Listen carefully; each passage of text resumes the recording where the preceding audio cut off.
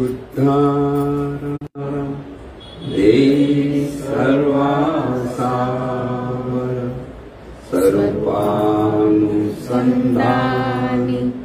चित्तरमो निरन्तर काम क्रोधादि कथारा मिळो न चंतरी अखंडित वसो चित्ती तूच अनंता सर्वांतरी शरीरी ही घरी नारी कन्या पुत्रादि परिग्रही अनासक्त असो चित्त आसक्त त्वदनुग्रही मिळो धन मिळो मान मिळो लौकिक आगळा सोडवी हा परिमद मोह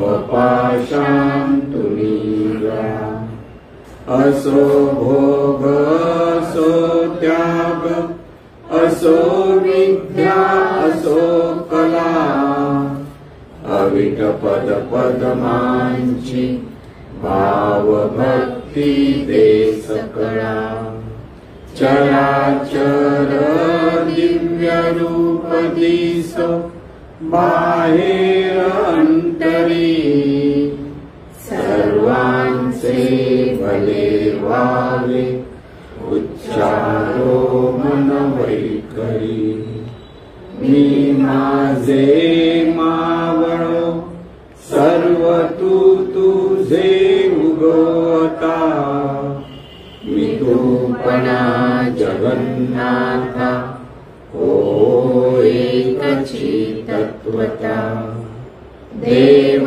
भक्त से द्वैत अद्वैत न खंडिता दाखवी देवानंता प्रार्थना ही तुलाता सद्गुरुनाथ महाराज की जय। सद्गुरु पै माऊली मातोश्री माई यांना प्रथम कृतज्ञपूर्वक वंदन आणि आपण सर्व सद्भक्त सत्श्रोते आपणा सर्वांना आदरपूर्वक नमस्कार। आजचा जो प्रश्न आहे अनंत स्वरूपाचे कोणकोणते गुण जाणीवेने कसे स्वीकारायचे।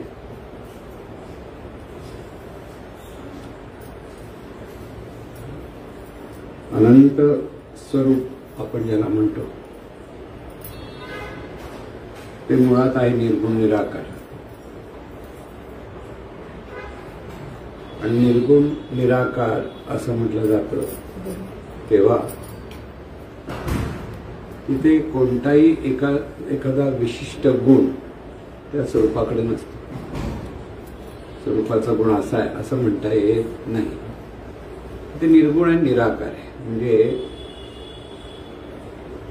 जेथून सर्व गुण निर्माण होतात पण तिथे अमुक एखादा गुण आहे असं सांगता येत नाही तर त्याला म्हणतात निर्गुण। म्हणजे जिथून सर्व आकार निर्माण होतात पण एखादा विशिष्ट आकार म्हणजे ह्या स्वरूपाचा आहे असं सांगता येत नाही म्हणून त्याला म्हणतात निराकार। म्हणजे जसं पाणी एखाद्या ग्लासमध्ये किंवा दुसऱ्या कुठल्या भांड्यामध्ये ज्या ज्या पात्रामध्ये ठेवलं जातं त्या त्या पात्राचा आकार पाण्याकडनं घेतला जातो पण पाण्याचा स्वतःचा आकार कसलाच नसतो। तसं अनंत स्वरूपाला आकारही नाहीये आणि कोणता असा विशिष्ट गुण सांगता येत नाही आणि म्हणून हा जो विशिष्ट गुण आपण म्हणत असतो तसा गुण सांगता येत नाही खरं सांगायचं तेच निर्गुण निराकार स्वरूप सगुण निराकार ह्या अवस्थेमध्ये येतं तर तिथे इथे सगुण आणि निर्गुण याचा दुसरा अर्थ एक लक्षात घ्यायचा. जेथे सगुण म्हणजे जाणणं, ह्या अंगाने लक्षात घ्या की जिथे जाणणं आहे ते जाणणं असतं त्याला म्हणतात सगुण, किंवा एखादा विशिष्ट गुण असतो त्याला म्हणतात सगुण. दोन्ही अंगांचा अर्थ आहे. तर सगुण निराकाराचा जो गुण आहे त्याला म्हणतात सच्चिदानंद स्वरूप. हा सगुण निराकार स्वरूपाचा गुण आहे. म्हणजे ते सतत असतं म्हणून ते सत्य आहे. ते कधी नाही असं कधी होऊ शकत नाही. तिथे जाणणं असतं म्हणून ते सगुण आहे, म्हणजे ते चित आहे.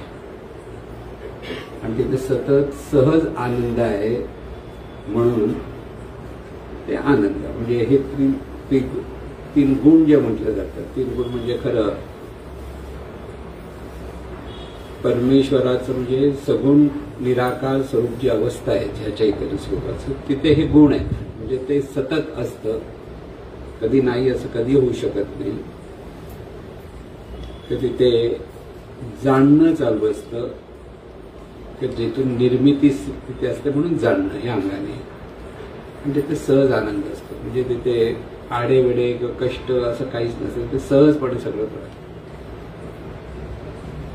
याचं दुसऱ्या अंगाचा अर्थ समजून घ्यायचा असेल तर ती अवस्था जी आहे त्या अवस्थेकडनं दिव्य प्रज्ञा शक्तीच्या द्वारे सर्व कार्य त्या शक्तीचं चालू असतं. तिथे सतत निर्मिती आहे, स्थिती आहे, लय आहे. हे जे विश्वाच्या अपेक्षा जे आपण पाहतो ते सर्व ह्या सच्चिदानंद स्वरूपाचे गुण म्हणजे सगुण निराकार याचं कार्य म्हणजे परमेश्वराचं कार्य म्हणतो ते हे की विशिष्ट नियम आणि विशिष्ट नियमाने होणारी निर्मिती हे नियम आहेत.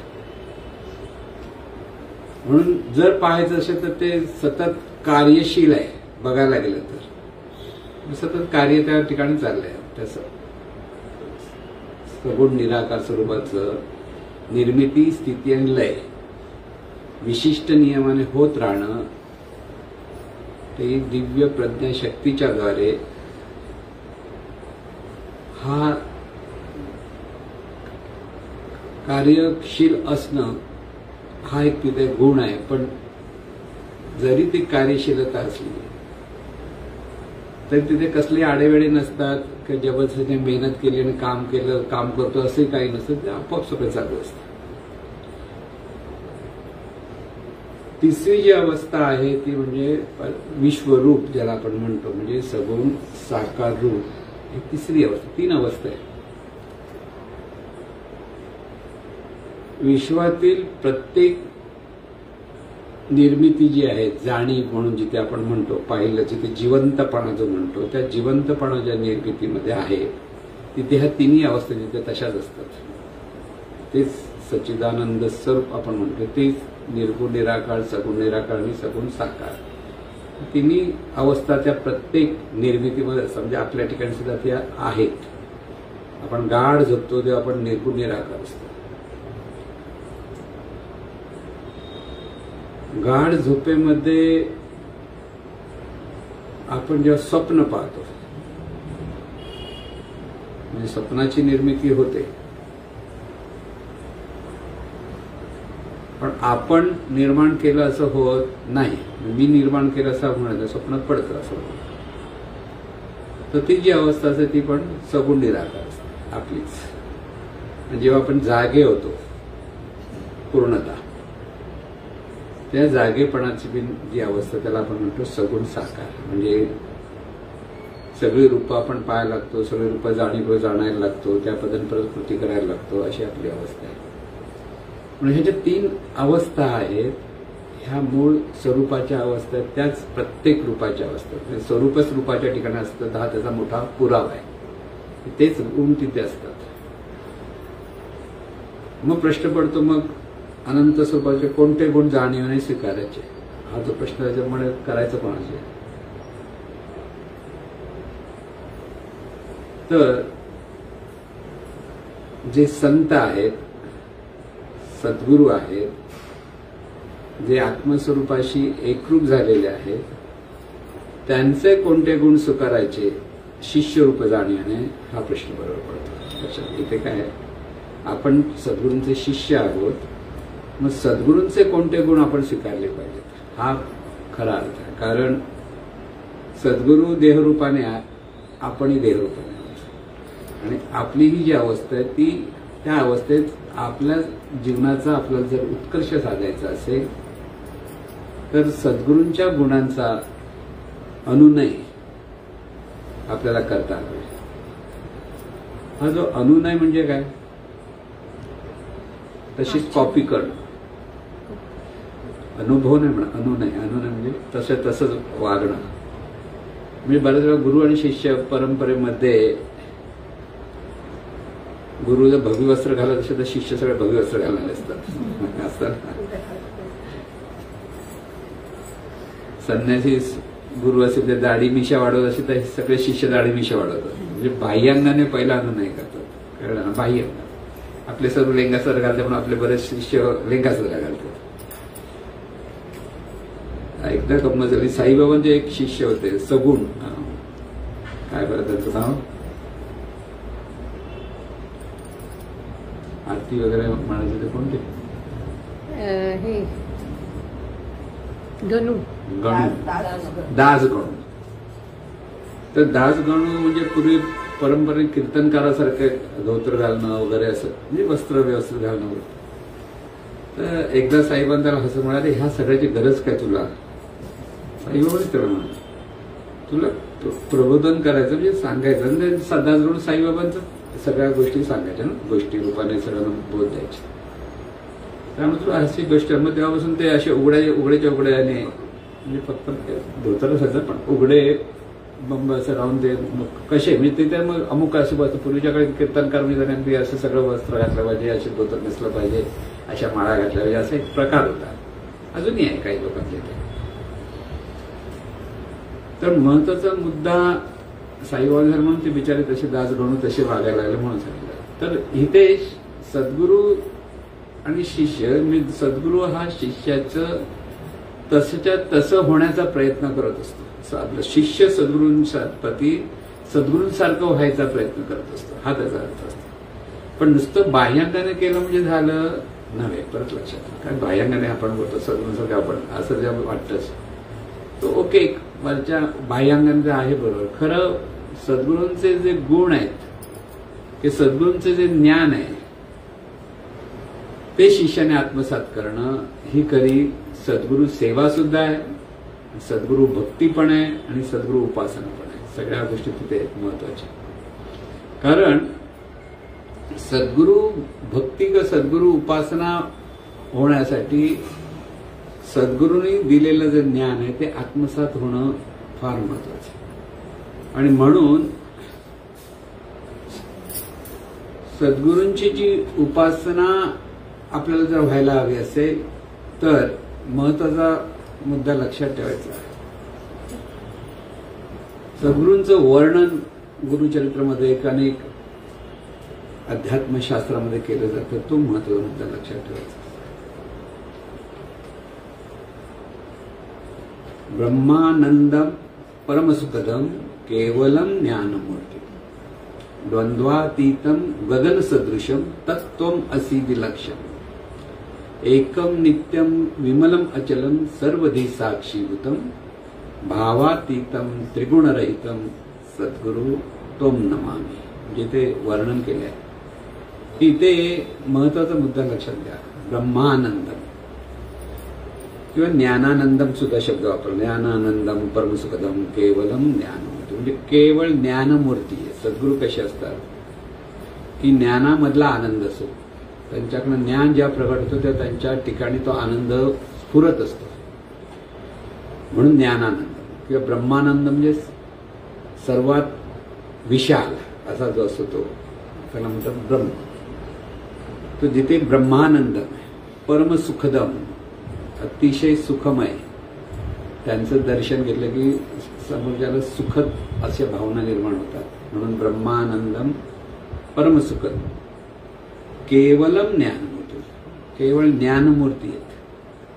द्वंद्वातीत, जिथे त्यांच्याकडे द्वैत भाव नाही, सर्वांप्रती आपलेपण आहे.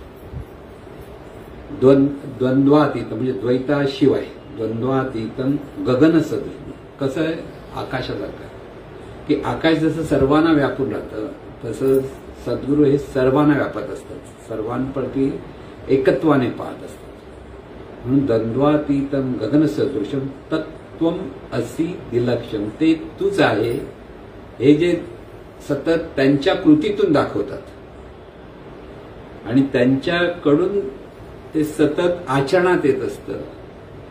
तत्वम असि विलक्षण, तत् म्हणजे ते जे स्वरूप आहे आणि तू हे स्वरूपच आहात, हे जे सतत मार्गदर्शन करत असतात, अशा सद्गुरूंना नमस्कार असो. म्हणजे ते सद्गुरूंचं सगळं वर्णन आहे की ब्रह्मानंद, म्हणजे ते अतिशय सहज आनंद तिथे सतत असतो.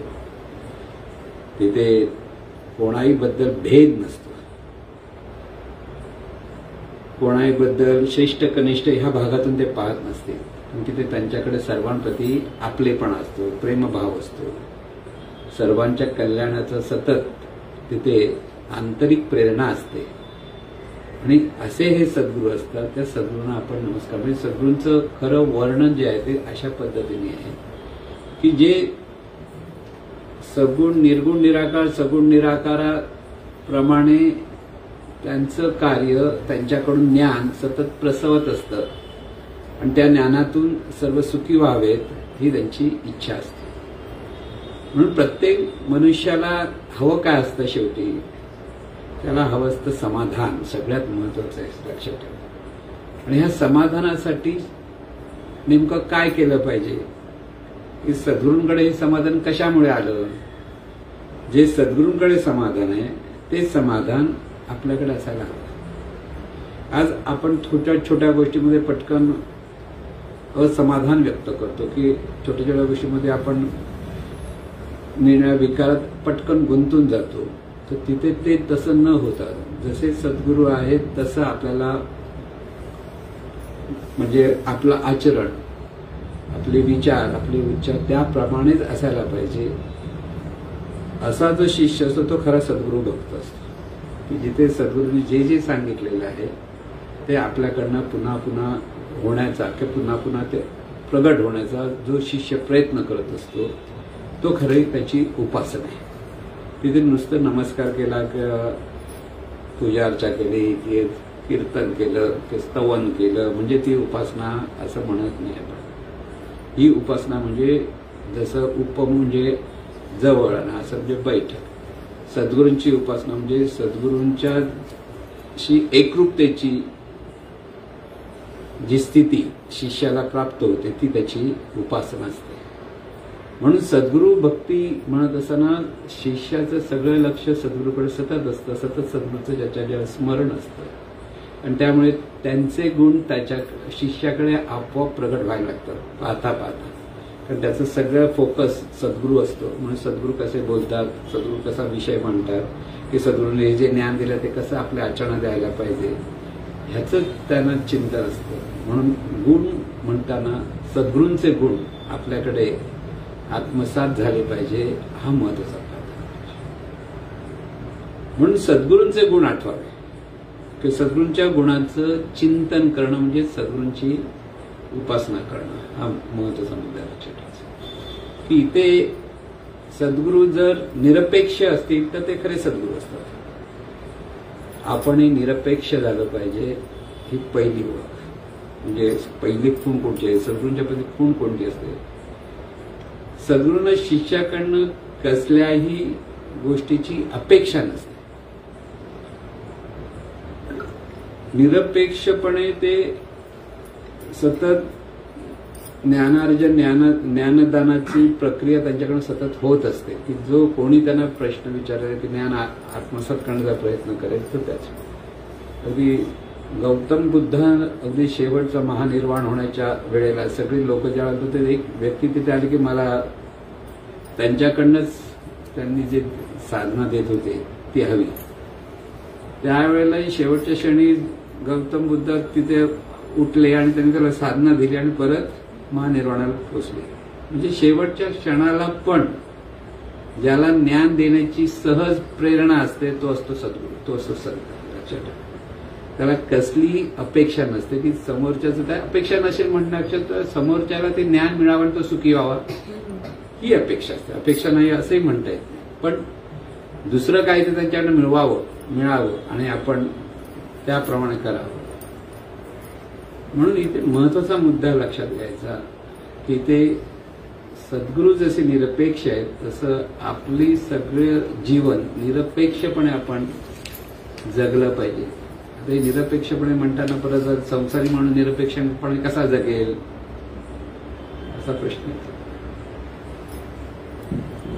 इथे आवश्यक आहे तेवढं कार्य करायचं असतं आणि बाकीचं सगळं जीवन निरपेक्षपणे जगायचं. म्हणजे सुवर्णमध्ये सांगतात की संसाराला ज्या गोष्टी आवश्यक आहेत काम केलं पाहिजे किंवा आणखीन काही ज्या कामाच्या अंगाने ज्या गोष्टी आहेत म्हणजे पैसे मिळवायलाच लागणार निरपेक्षपणे करायचं म्हणजे परत काय करायचं. जास्त हाव आणि धाव असता कामा नये. हवं नको आणि नको नको नको असंही नको. जे प्राप्त होईल त्याचा स्वीकार म्हणजे आसक्ती पण नको आणि दुरासक्ती पण नकोही नाही आणि हवंही नाही. जिथे नको नको म्हणतो ती दुरासक्ती असते आणि हवं असं तिथे आसक्ती असते. पण जे असेल त्याचा काय स्वीकार.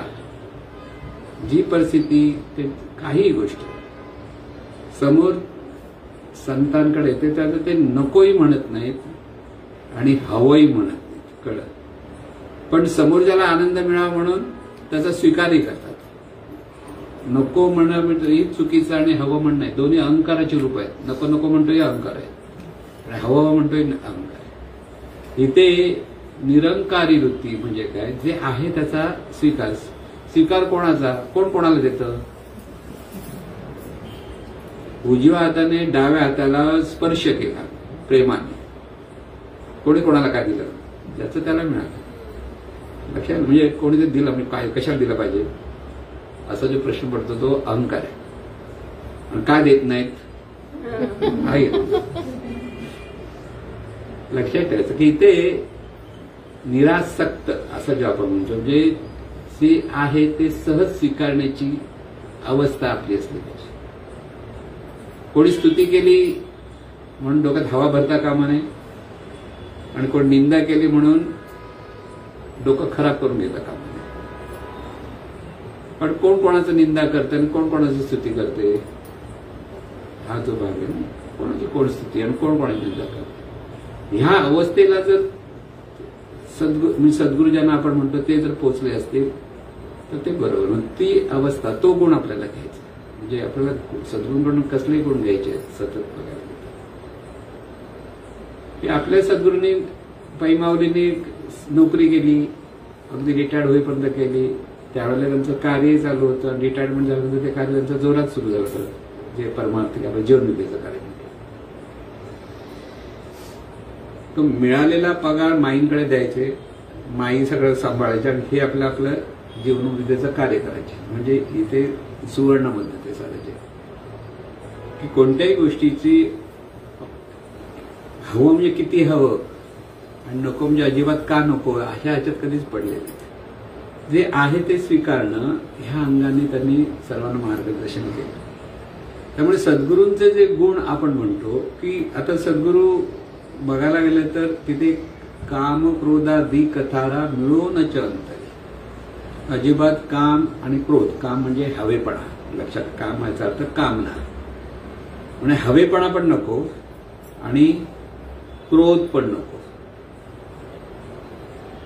म्हणून आपल्यालाही क्रोध नको हा महत्वाचा मुद्दा. क्रोध आणि हवेपणा दोन्ही अहंकाराची रूप आहेत.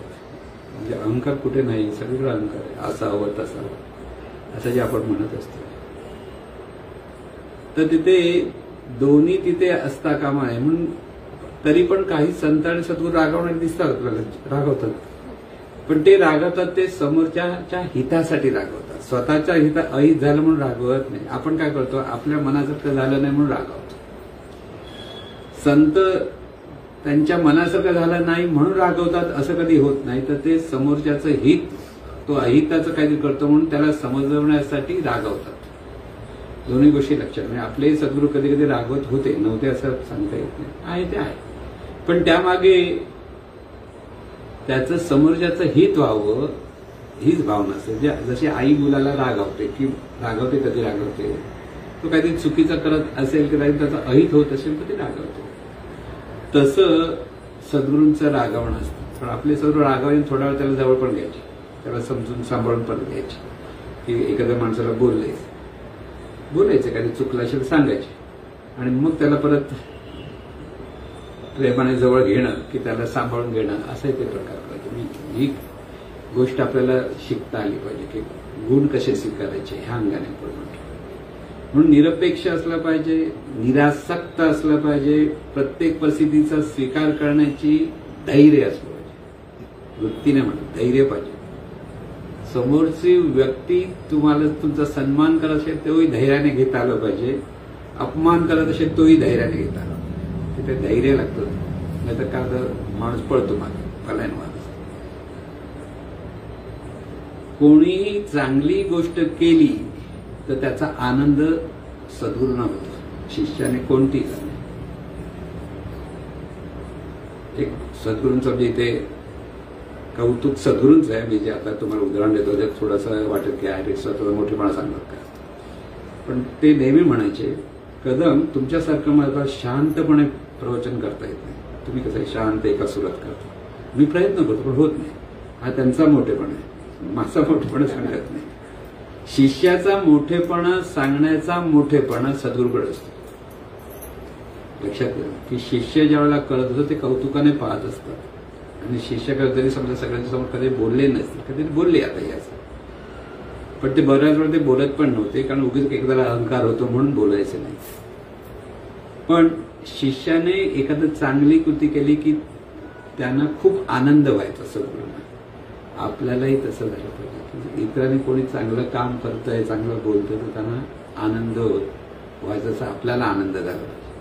म्हणून आपला जो संघ आहे, सत्संग आपण म्हणतो ह्या अंगाने, आपल्या प्रत्येकाकडनं ज्या चांगली कृती होते ते आपल्याला अधिक आनंद झाला पाहिजे. म्हणजे तिथे असूया येतं का तो कसा रे आकाशापुढे, कारण तिथे स्पर्धा असते. परमार्थामध्ये पण शिष्यांमध्ये स्पर्धा असते. म्हणजे एखादा शिष्य जास्त सद्गुरूकडे जायला लागले की त्याला मागे कसं मी कसं पुढे जाईल, अशा स्पर्धाही तिथे असतात कारण ते मानवी स्वभाव आहे. पण आपल्या सद्गुरूंचा जो गुण आहे तो मी आणखी एक सांगतो. सद्गुरूंनी ज्या वेळेला जीवनविद्या सुरुवात करण्यापूर्वी ते नारायण माऊलींचे शिष्य होते आणि त्यांनाच परवानगी घेऊन ते प्रवचन करत होते. 1952 साली त्यांनी प्रवचनाला सुरुवात केली आणि त्यांना अचानक प्रवचनाला बसवलं गेलं आणि मग त्यांनी परत आपल्या माऊलींना म्हणजे सद्गुरू माऊली नारायण माऊलींना पत्र लिहिलं मी असं असं झालं. तर त्यावेळेला स्वतः नारायण माऊलींना म्हणाले तुम्ही प्रवचन करा. पण त्यावेळेचे जे काही सिनियर्स आपण म्हणतो अगोदरचे आले, आम्ही लहानपणापासून म्हणणारे लोक असतात पूर्वीपासून आले, त्यांना असूया निर्माण झाली. त्यामुळे सद्गुरूंना बाजूला काढण्याचा प्रयत्न केला. त्या काळाची गोष्ट म्हणजे घडलेला इतिहास आहे, म्हणजे ते हे नाही. जो सद्गुरू असतो त्या परिस्थितीत सुद्धा त्यांनी त्यांचं ज्ञानदान थांबवलं नाही आणि त्या अंगाने त्यांनी जीवनविद्येचं हे सगळा संघ तयार केला. तर परत त्यांनी शून्यातून ते सगळं तयार केलं. म्हणजे त्या नारायण माऊलींची जो शिष्य परंपरा होती ते लोक वेगळेच करतात. त्यांनी ह्यांना बाजूला केलं आणि यांना बाजूला केलं म्हणून सद्गुरू काही थांबले का नाही, त्यांचं कार्य चाललं. इथे त्यांनी कोणाबद्दल राग व्यक्त केला नाही, कोणाबद्दल वेडवाकला काही सांगितलं नाही, पण हा इतिहास आहे. त्यांनी त्यांचं कार्य तसंच चालू ठेवलं आणि नंतर बघता बघता लाखो लोकांना त्यांच्याकडनं मार्गदर्शन लाभलं. जे असूया करून जे करत होते त्यांचं आज पुढे नावं दिसत नाही कुठे आहे ते. त्यांचं बघून का ज्ञान प्रकट झालं की त्यांनी वेगळं हे झालं असं काही नाही. म्हणजे जिथे असूया येते एखाद्या आपल्या गुरुबंधूबद्दल तिथे त्याची अधोगती असते. असूया येता का नाही बरोबर. उलट एखादं चांगलं करत असेल, चांगलं बोलत असेल त्याचं कौतुक झालं पाहिजे, त्याला अधिक आपल्याकडनं कसं मदत झाली म्हणजे हे पाहिलं पाहिजे. पण इथे सुद्धा परमार्थामध्ये ह्या गोष्टी घडतात, कारण मानवी स्वभाव आहे. इथे कोणा टीका करणं असा भाग नाहीये. पण इथे साधकाने किती सावध राहिलं पाहिजे की आपला गुरुबंधू जर चांगलं कार्य करत असेल तर त्याच्याबद्दल आपल्याला नेहमी कौतुक असलं पाहिजे. आणि हे कौतुक असो नसो, पण एखाद्याने समजा एखाद्याला बाजूला होतं तर काय केलं पाहिजे, त्याने त्याचं कार्य सद्गुरू कार्य म्हणूनच सुरू ठेवलं. त्याचं कार्य सद्गुरू कार्यच होतं. आपल्या सद्गुरूंचं कार्य सद्गुरू कार्यच झालं. शेवटी लोकांचं भलं झालं. जिथे लोकांना एक दिशा दिली सद्गुरूंनी, एक संघ निर्माण केला, एवढा मोठ्या प्रमाणात जे झालं ते एका बघायला गेलं ते एक व्यक्ती आहे. नोकरी धंदा सांभाळून ते सुरू झालं. सुरुवात जी झाली ती काळाचौकीच्या मंदिरामध्ये, त्याच्या अगोदर पण ते करत होते. पण त्यावेळेला माणसं किती होती, 5 ते 6. तिथे ते जाऊन प्रवचन करायचे. त्यांचं सगळं त्या जर पाहिलं त्याच्या अगोदर ते विवेकानंद वगैरे ते गिरगावला हे होतं सभागृह, तिथे त्यांचं असायची, नाही असं नाही, पण थोडी. पण एकदा ते काळाचौकीमध्ये आले आणि तिथेच मग सहदेवराव कदम यांनी त्यांना धरून ठेवलं म्हणा की नाही तुम्ही इथेच करा म्हणून. म्हणजे 5 ते 6 माणसांच्या कडून बघता बघता लाखो लोकांपर्यंत ज्ञान प्रवाह की ज्ञानगंगा प्रगट झाली. लाखो लोकांना ते मिळालं. म्हणून सद्गुरू हा ज्ञानाच्यातून सतत जीवन जगणारा असला पाहिजे आणि आपणही तसे ज्ञानातून आपलं जीवन जगता आलं पाहिजे. हा महत्वाचा आहे. सतत ज्ञानाचा आचरण. आपल्या बाजूने आपण सोयीचा अर्थ लावतो तो लावायचा नाही. आपण सोयीचा अर्थ लावतो बराच वेळा की ते सद्गुरूंनी सांगितलंय की सर्वांप्रती आपल्याला आपलेपणा, जर सद्गुरूकडे आपलेपणा सर्वांप्रती होता तर आपल्याला सर्वांप्रती आपलेपणा. तिथे आपण भेदभाव करत बसलो तर तिथे गोंधळ होतो. आपली माणसं दुसरी माणसं, तिथे भेदभावातून असूया निर्माण होते किंवा स्पर्धा निर्माण होते आणि तिथे सगळा गोंधळ करतो. म्हणून स्पर्धा ही असताच कामा नाही. स्पर्धा असावी तर आपलीच आपल्याशी स्पर्धा, इतरांशी स्पर्धा नाही. इथे जास्तीत जास्त लोकांपर्यंत ज्ञान पोहोचलं पाहिजे ही सद्गुरूंची तळमळ होती. त्यांनी जो ग्रंथदिंडीचा प्रचार जो करायला सांगितला तो जिथे जिथे सद्गुरू स्वतः पोहोचणार नाही तिथे हे पुस्तका रूपाने ते ज्ञान पोहोचावं ह्या इच्छेने. तिथे त्यांना कसलंही एवढे प्रॉफिट झालं पाहिजे की एवढं असं चाललं पाहिजे असं काही हिशोब नव्हता. आणि त्यामुळे सगळं कार्य जे त्यांनी केलं ते निरपेक्षपणे केलं.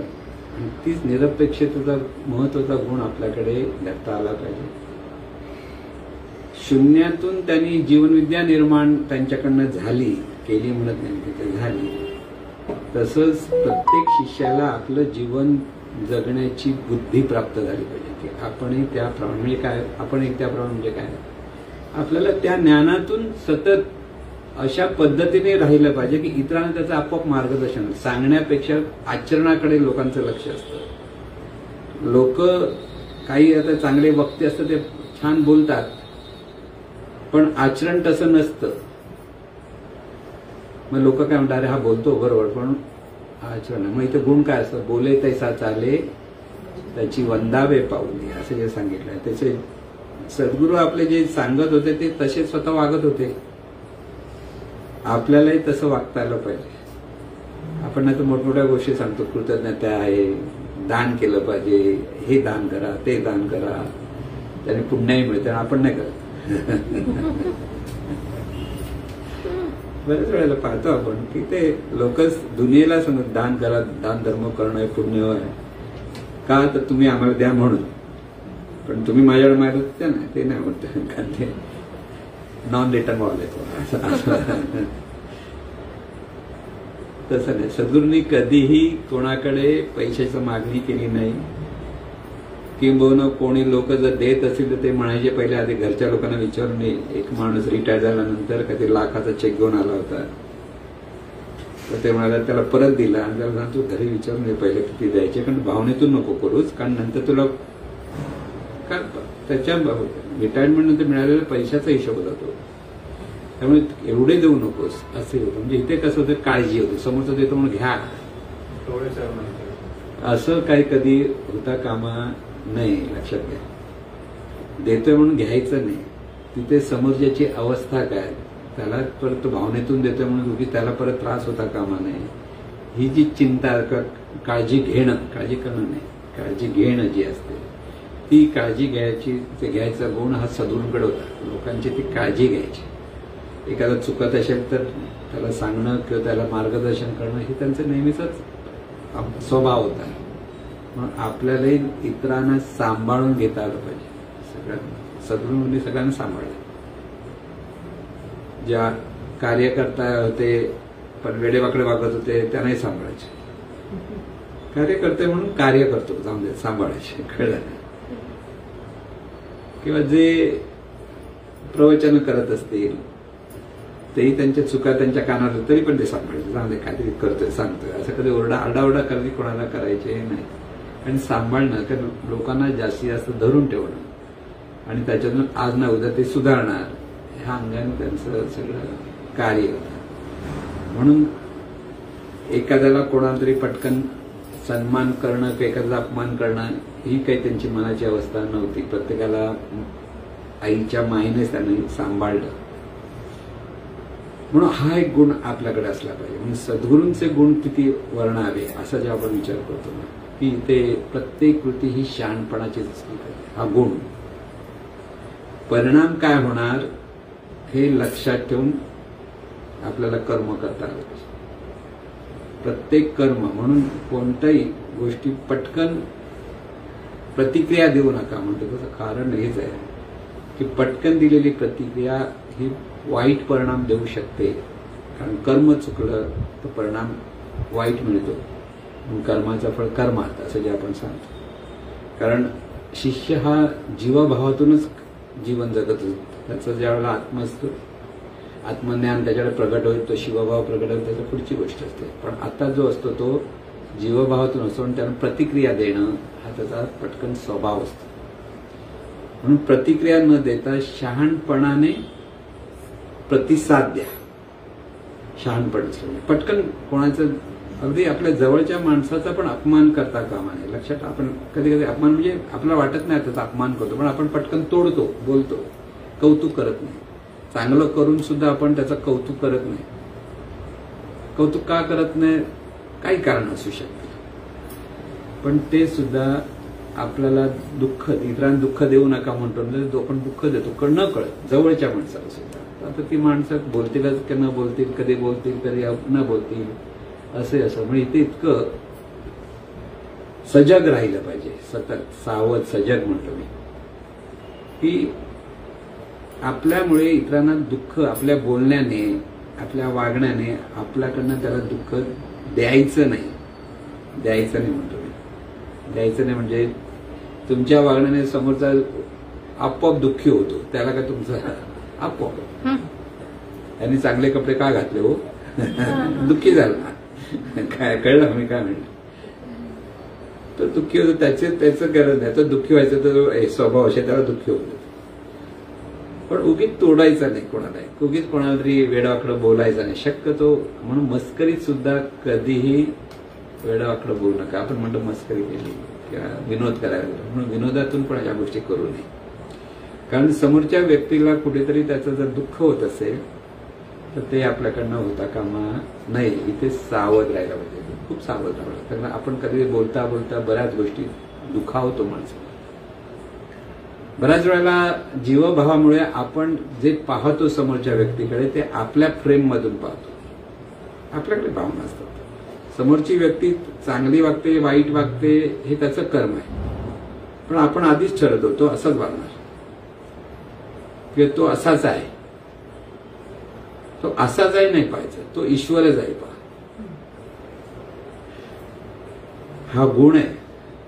तो समोरची व्यक्ती ही ईश्वरच आहे, 100% ईश्वर आहे. पण आता आपल्याला कळत नाही ते सोडा, सद्गुरू सांगतायत ना. मग तिथे आपल्याला तो ईश्वरच आहे म्हणून त्याचं भलं व्हावं. हा, आता तो ईश्वर असून वेडावाकडा वागतो का, ते त्याचं कर्म त्याच्याकडे जो जीवभाव आहे ते त्याच्याकडे ते संस्कार आहे त्याच्यात तो वागतो. जोपर्यंत सद्गुरू कार्याला समोरच्याच्या वागण्याचा मुळे छेद होत नाही, जोपर्यंत, म्हणजे आपण म्हणतो सद्गुरू कार्य म्हणजे आपण आता एकत्र येऊन सद्गुरूंचं स्मरण किंवा स्वरूपाचं स्मरण करतो, अभ्यास करतो, हे सगळं. त्यामध्ये एखादा साधक जर विचित्र वागण्याने त्या संघाला त्रासदायक ठरत असेल किंवा त्या कार्यामध्ये थोडासा काही त्रास होत असेल, भेद येत असेल, अशा साधकाला समजावता तरी आलं पाहिजे किंवा तो समजत नसेल तर त्याला बाजूला करता पाहिजे. महत्वाचं म्हणतात म्हणजे ते सगळे आपले जरी असले तरी सुद्धा सत्कर्मामध्ये किंवा सत्कार्यामध्ये किंवा ईश्वरी कार्यामध्ये जर अडथळा म्हणून जर एखादी व्यक्ती होत असेल तर त्या अडथळ्याला आपल्याला हळुवारपणे बाजूला ठेवता, हळुवारपणे त्यालाही तोडता कामा नये, हळुवारपणे, जास्त भावनेचा उद्वेग तिथे होता कामा नये. आणि एखादी व्यक्ती चुकली आणि तिने पश्चाताप पावली तर तिचा परत मोठ्या मनाने आपल्याला स्वीकार सुद्धा करता आला. लक्षात ठेवा, म्हणजे हे गुण आहेत. गौतम बुद्धांकडे एक स्त्री त्यांच्यावर आरोप करायला आली. म्हणजे अगदी ती गरोदर आहे म्हणून आणि अगदी राजाच्या समोर म्हणायला लागली गौतम बुद्धांमुळे मी आता गरोदर आहे असं ती त्यांच्यावर आरोप करा. एक असले ज्ञानी.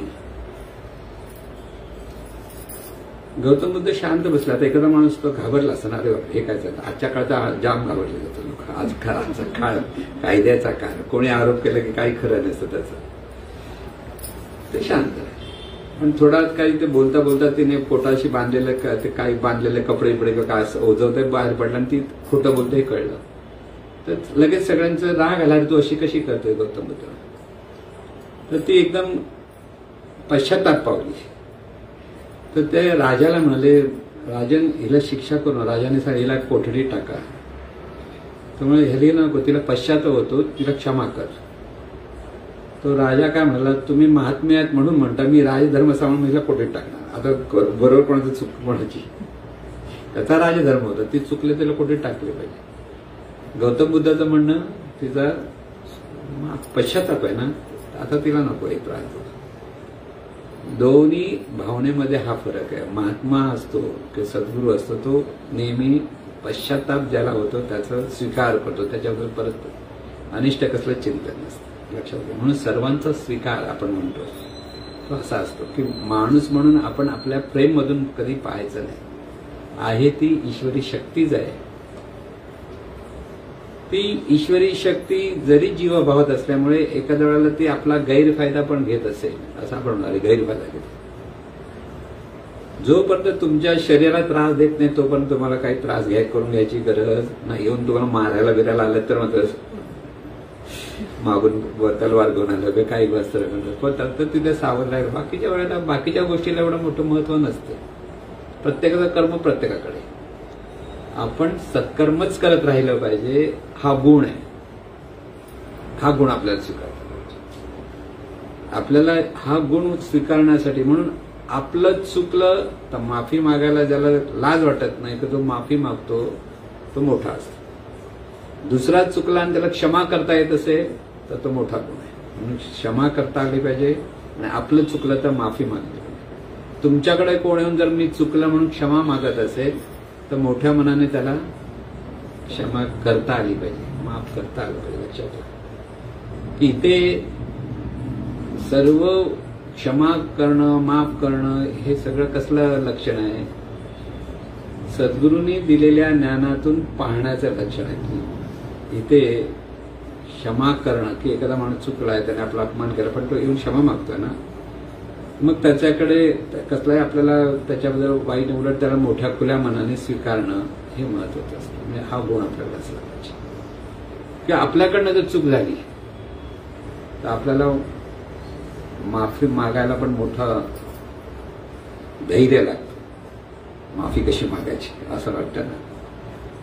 तुम्ही बघा साधी गोष्ट असते घरात पण, म्हणजे मला चुकलं माफ कर असं म्हणतो का आपण. अरे एवढूशा चुकल्याला कशाला एवढं राखवायला पाहिजे, उलटा आरडाओरडा करतो आहे ना. पण आपलं चुकलं, आपल्या बोलण्यातून चुकलं, आपलं चुकलं तर लगेच माफ मागतं. माफी मागणं मग लहान असो किंवा मोठा असो कोणी समोरचा त्याची माफी आपल्याला मागता येते. हा संतांचा गुण आहे. ते सतत सहजपणे ते म्हणजे संतांचा गुण म्हणण्यापेक्षा संतत्वाला जाण्याचा जो शिष्य प्रयत्न करतो त्याचा तो गुण आहे. एकदा त्या दिव्यत्वाच्या अनुभूतीतून सद्गुरूंचं जे कार्य असतं ते सर्वांच्या पोट कल्याणाचं असतं की प्रत्येकाला त्यांच्या जीवनात आधार देण्याचं कार्य असतं. म्हणून सद्गुरू हा सर्वांचा आधारवड आहे, आधार असतो. म्हणून ते सर्वांचे नाथ आहेत. लक्षात घ्या, नाथ म्हणजे काय? आधार. त्या नाथ आहेत म्हणून आपण अनाथ नाही. म्हणून एक अभंग आहे ना, कोणता अभंग माहिती आहे का?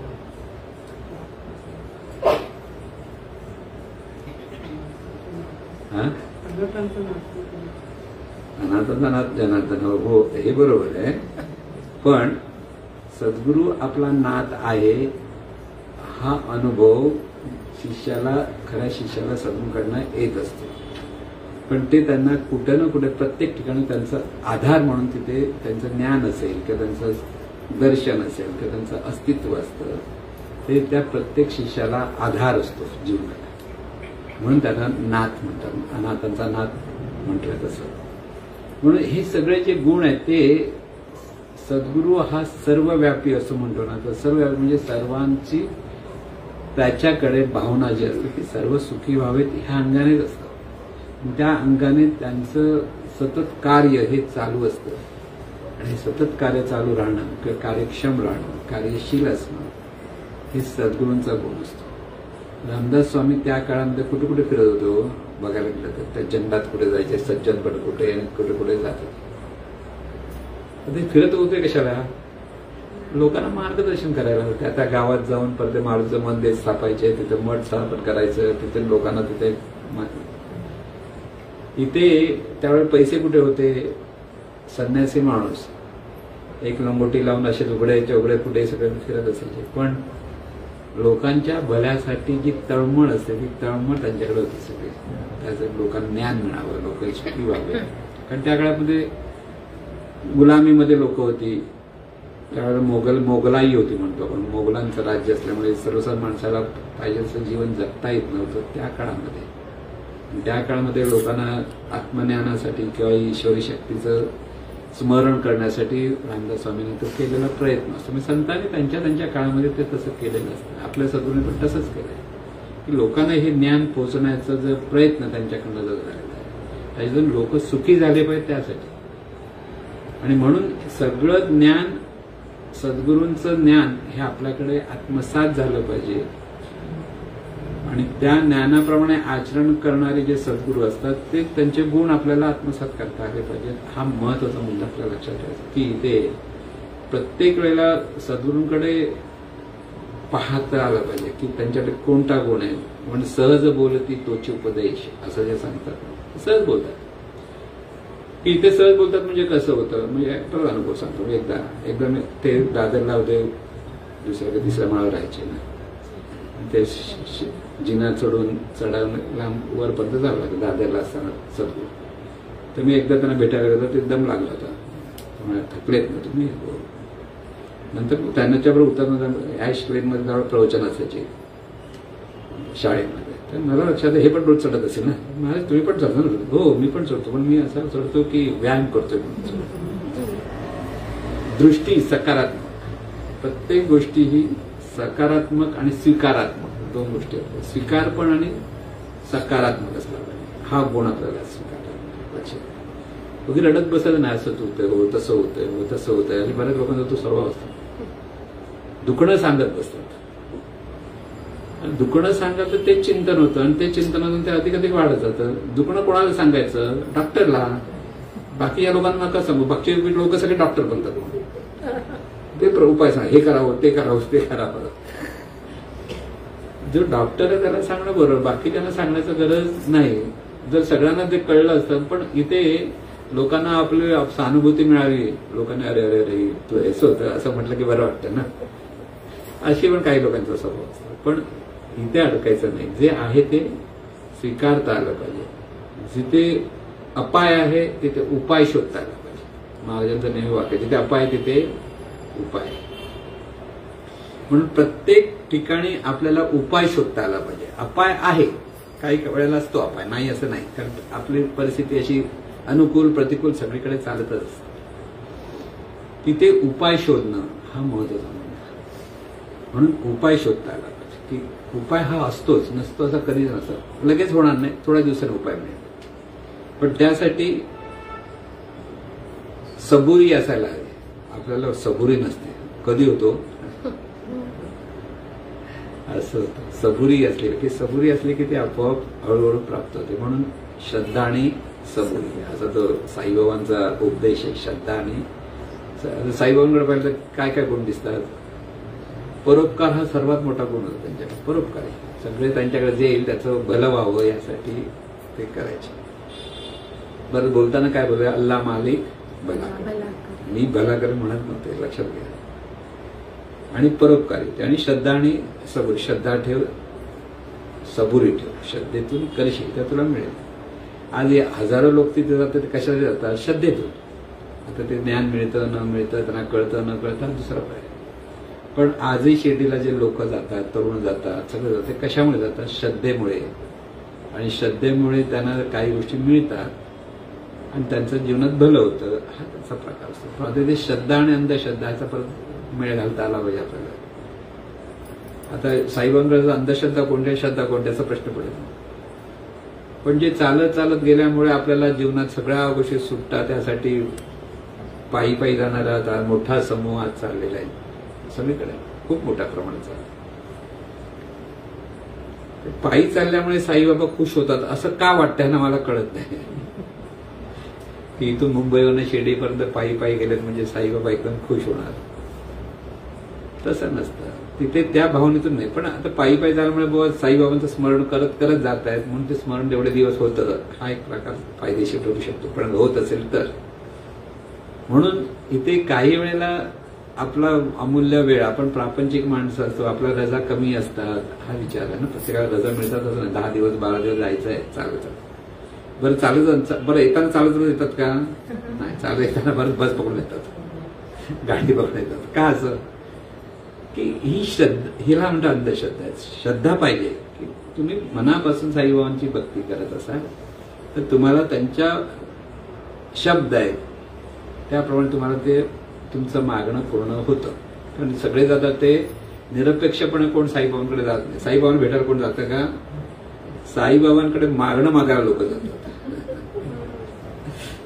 वस्तुस्थिती आहे. कुठेही सिद्धिविनायकाला का लाईन लावतात लोक? केवढी मोठी रांग असते. अंगारकीला म्हटलं तर अंगारच असतो भक्तीचा. पण का करतात तिथे? मागणं मागायला जातात. लक्षात ठेवा, श्रद्धा आहे पण त्याच्याबरोबर मागणं असतं. निरपेक्षपणे दर्शन घ्यायला गेलो असं कधी कोण आहे का? नाही, मी साईबाबांचं दर्शन घ्यायला जातो असं वाटत नाही. काहीतरी आपल्याला इच्छा पूर्ण व्हावी यासाठी आपण जात असतो. इथे भक्ती सुद्धा निरपेक्षपणे असली पाहिजे. मागायला नाही जायचंय, व्हायला जायचंय. शिष्याकडे गुण काय असला पाहिजे? मागण्यासाठी तुम्ही सद्गुरूंकडे जात नाही, तुम्ही तसे होण्यासाठी सद्गुरूंकडे जाता. म्हणजे सद्गुरूंसारखं आपल्याला व्हायला हवं. म्हणजे सद्गुरूंसारखं व्हायला पाहिजे म्हणजे त्या त्यांचं ज्ञान, त्या ज्ञानाप्रमाणे आपलं आचरण झालं पाहिजे. इथे शिष्याचं जागृत असलं पाहिजे. जिथे आपल्याकडनं ते आचरण होत नाही त्याचं त्याला वाईट वाटलं पाहिजे. सगळं आचरण होणार नाही. जीवनविद्या इतकी सोपी नाही की सगळं 100% आम्ही जीवनविद्येसारखं वागतो असं होऊ शकत नाही. थोडं कमी जास्त असतं. पण तिथे सतत आपल्याला ते आत्मसात करता आलं पाहिजे. होण्यासाठी आपण सद्गुरूंकडे जातो, मागण्यासाठी जात नाही. ही शिष्याकडे सतत जागृती असली पाहिजे की आपल्याला सद्गुरूंसारखं आत्मज्ञानी व्हायचं. सद्गुरू ज्या अवस्थेला पोहोचते तशी आपल्याला अवस्था आपल्यालाही प्राप्त झाली पाहिजे ही अपेक्षा असणं बरोबर आहे. आणि त्याप्रमाणेच माणूस कुठेतरी एक गोल असला पाहिजे आणि त्याप्रमाणे आपल्याकडनं ते सगळं व्हायला हवं. आणि म्हणून हे सगळे गुण म्हटल्यानंतर एकच गुण नाही, अनेक गुण येतात. पण जसे जसे आपण ते पाहायला लागू आणि तसे तसं आपल्याला ते आत्मसात करता येतं. सद्गुरू परमेश्वराचा एक गुण मात्र नेहमी आवर्जून सांगतो. त्याच्याकडनं सगळं निर्माण झालं पण तो सांगायला येत नाही मी निर्माण केलं. हा गुण आपल्याला स्वीकारता. कारण मी म्हणाले तिथे शरीरच नाही हो, सगुण निराकार स्वरूपाकडनं जे निर्माण झालं हे सगळं विश्व, तिथे काही असं रूप नाहीये, ते अरूप आहे, निराकार आहे. त्यामुळे मी केलं म्हणाले तर कोणच नाही, ती शक्तीकडनं ते झालं एवढंच म्हणता येतं. पण आपल्याकडे देहाकार असल्यामुळे मी केला असा भाव येतो ना, तो आपल्याला बाजूला करायचा. कारण मी देहाकारात जो मी म्हणतो आपण, तो मुळात जो मी म्हणणारा तो पण निराकार आहे, परमेश्वरासारखाच मी आहे, ते मला स्मरण व्हायला पाहिजे. म्हणून मी केलं म्हणून सांगता येत कामा नाही. पण सद्गुरू पण मी केलं असं म्हणत नव्हते. लक्षात जीवनविद्येमुळे असं झालं, जीवनविद्येमुळे तसं झालं, असा जो अभ्यास आपल्याला काय, आपल्याला सोपा आहे मार्ग. सद्गुरूंमुळे आपण हे सगळं सांगतो. सद्गुरूंचं ज्ञान सद्गुरूंमुळे. मग इथे अहंकार येण्याची भीती नाही, ते अहंकार येऊ नये हा भाग. म्हणून सतत अहंकार येता कामा नये हा बोध. सगळ्या याच्या मागचं सार काय, निरंकारी वृत्ती आली पाहिजे आपण. पण निरंकारी वृत्ती ती सोपी नाही. परत लक्षात, एकदम निरंकार झालं. कारण देहातून कार्य करत असताना देहाचा गुण आपल्याकडे येणारच, की देहाचं ज्या देहातून कार्य करत देहाच्या अपेक्षेत पाहणं हे येतं. फक्त त्याचा जास्त अतिरेक होता कामा नाही. थोडक्यात एकदा तर महाराज म्हणाले होते, देहबुद्धी असली तरी चालेल पण भेदबुद्धी असता कामा नाही. लक्षात घ्या, तेवढंच मोठं गोष्ट समजते. मी देह आहे ही देहबुद्धी आहे माणसाकडे, पण त्या देह भावातूनच आपण भेदभाव करतो. एकमेकाबद्दल जो भेदभाव आहे आपल्या मनामध्ये, काही लोकांबद्दल भेदभाव असतो आपण करतो, कळत न कळत. तो परमार्थाला घात आहे. मी देह आहे ह्या भावातून वागायला काही हरकत नाही. ते शुद्ध मनाने सर्वांशी प्रेमाने बोललात, आनंदाने केला, नम्रपणे बोललात, कृतज्ञतेने बोललात. हे सगळे गुण आपण गेल्या वेळेला ते स्पष्ट केले होते की हे समता, सभ्यता, सामंजस्य, सहिष्णुता. पुढे काय, विनम्रता, पुढे लवचिकता, कृतज्ञता आणि समाधान. शेवटी समाधान, ईश्वरत्व आणि समाधान. 9 गुण आपल्याकडे असले पाहिजेत. म्हणून 9 गुण आपल्याला आत्मसात झाले. आणखीन एक आपण सांगत असतो, प्रेम भक्ती स्वरूप प्रीती, शांती स्वरूप सहिष्णुता, तृप्ती स्वरूप समाधान, विवेक स्वरूप संयम, विनय स्वरूप सामंजस्य, आदर स्वरूप लेपना. सगळं आचरणात आलं पाहिजे. बोलण्यात येतं चांगली गोष्ट, पण आचरणात आलं पाहिजे. म्हणजे इथे बघा, हे गुण आपल्याला आत्मसात. म्हणजे शिष्याला किंवा साधकाला, शिष्य म्हणा कसा, प्रेमभक्ती स्वरूप प्रीती म्हणजे काय हा भाग येतो. प्रेमभक्ती म्हणजे स्वरूपाबद्दल जी एकरूपता आहे ती प्रेमभक्ती आहे. प्रेम याचा अर्थ एकरूप होणं.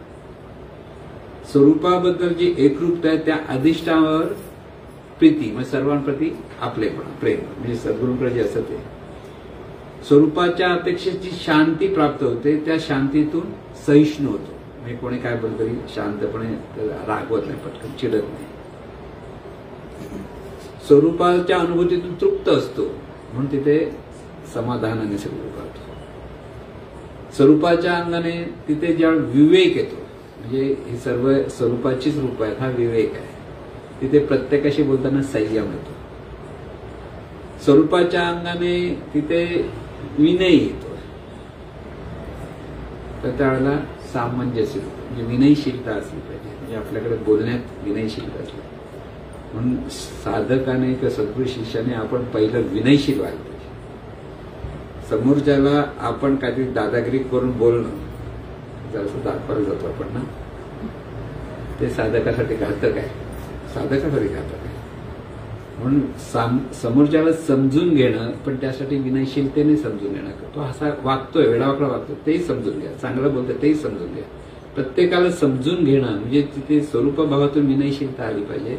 आणि त्याच्यातून प्रत्यक्ष रूपाकडे पाहताना सामंजस्य वृत्तीने पाहतात. आणि समोरच्याकडे पाहताना, आपल्या स्वरूपाकडे पाहताना आदर, स्वरूप आपलेपणा. म्हणजे प्रत्येकाकडे आदराने पाहता आलं पाहिजे. म्हणून आपल्याकडे जी फ्रेम आहे त्या फ्रेम मधून पाहायचं, नेहमी बाजूला करायचं आणि ह्या दृष्टीतून आपल्याला पाहता आलं पाहिजे. हा गुण आपल्याला, हे सगळे गुण ज्याच्यातले जरी 2 गुण तरी पकडता आले तरी पुढे प्रगती आहे. पहिले 2 गुण पकडा, एकदम सगळे गुण पकडूया असं काय गरज नाहीये. 1 गुण पकडला की त्यामागे दुसरा गुण येतो, त्याच्यामुळे तिसरा गुण आपोआप येतो. एक लक्षात घ्या, ज्यावेळेस सद्गुणांची साथ घ्यायला लागतो की बाकीचे गुण आपोआप तुमच्या मागे येतात. म्हणून चित्तशुद्धी हा शब्द आहे त्याला. म्हणून आपली ह्या गुणातून ज्याची चित्तशुद्धी होते त्याच्यासाठी आत्मज्ञान हे सहज असतं. ज्याची चित्तशुद्धी होत नाही त्याला आत्मज्ञान करायला खूप प्रयत्न करावे लागतात. म्हणून हे सर्व गुण संपन्न सर्व शिष्याने व्हावं. सद्गुरूंचे जे शिष्य आपण म्हणतो त्यांनी साधकांनी हे सर्व गुण तिथे प्राप्त व्हावेत ही सद्गुरूचरणी प्रार्थना. ईश्वरा सर्वांना चांगली बुद्धी दे, आरोग्य दे, सर्वांना सुखात आनंदात ऐश्वर्यात ठेव, सर्वांचं भलं कर, कल्याण कर, रक्षण कर आणि तुझे गोड नाम मुखात अखंड राहू दे. सद्गुरुनाथ महाराज की जय.